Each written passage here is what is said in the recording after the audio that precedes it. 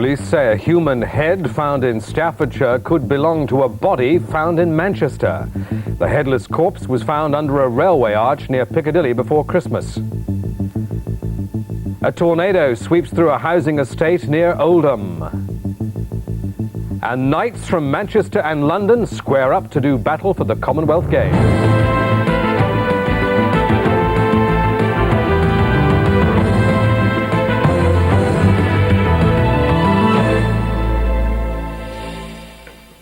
Good evening. Police say a human head found on a school playing field in Staffordshire could belong to the headless body found in Manchester before Christmas. They believe the head was deliberately cut off in what could have been a professional killing. The head had been mutilated, possibly to disguise its identity. The tornado hit the Furwood Park estate in Chadderton just after 2 o'clock this afternoon. The area Tiles were torn off. I'm sorry, that was the wrong report. We hope now, in a moment, to have a report on the head that had been found in Staffordshire.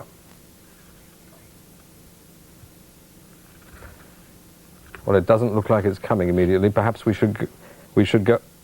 I'm told it now is ready. A thorough search of the area for anything which might identify victim or killer. The head is that of a man. Flinders, Northwest Tonight. Coming on Northwest Tonight, why students on media courses miss out on jobs despite top quality training. And the village green near Macclesfield that's sinking without trace. Universities and colleges are turning out too many graduates who want to work in the media. That's according to an expert on graduate employment prospects who's based in the Northwest. She says a rapid growth in media-related courses since the late 80s has not been matched by a growth in jobs. Our education correspondent Dave Guest reports. Chris Crampton has wanted to work in TV since he was at school. He took media studies at GCSE and A-level, and last year he completed an HND in media production. I thought taking a HND course would enhance my prospects of getting a job. I've applied for various jobs in the industry. I haven't really had a very positive response. Certainly, Chris Crampton is far from alone in finding it difficult to get a job, even with his qualification. There's been an explosion in the numbers of students taking media-related courses since the late 80s. For instance, the numbers on HND production courses like Chris Crampton's have increased from fewer than 300 in 1990 to almost 1,700 last year. Other courses have also seen huge expansion. Yet it's all been happening against a backdrop of major job cuts within the industry. So are we producing too many media graduates?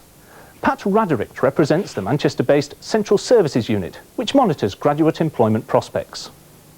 Yes, well, I think universities have been trying to expand their courses, and media studies is a very attractive kind of course to offer applicants, but I don't know that they've always been careful enough to explain what the job situation at the end of those courses is going to be, and that means that some candidates are going to be disappointed when they graduate.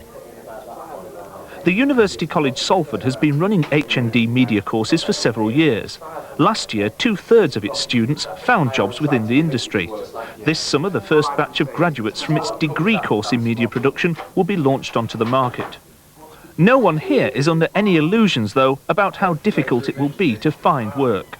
It's a really difficult climate because the institutions have been knocking their staff down by hundreds. Personally, when I finish, because of the job market, I'm planning on taking a year off and going travelling. It's not really what I'd like to do. Competition for places on these courses is fierce. More than 800 applications for 30 vacancies. The college says it's deliberately limited the numbers to maintain quality of tuition. It's also invested heavily in state-of-the-art computer technology. But even with all of this, are there enough jobs out there to go round? I think there was a time in the mid-80s when it really looked as if the media were booming. There were a whole lot of new television stations, newspapers, magazines launching. It was definitely, very definitely a growth period. What then happened was that the recession arrived and some of the most ambitious projects, particularly BSB, the satellite television station, simply failed. At University College Salford, though, they insist they are adapting to those changes in the jobs market. We must limit the entrance, we must limit the number of courses, and we must be as practical as possible. Professional standards must prevail, and with an eye to the changing employment basis of the future. Whatever lies in the future, though, the present can hold disappointments for people like Chris Crampton. Dave Guest, North West Tonight.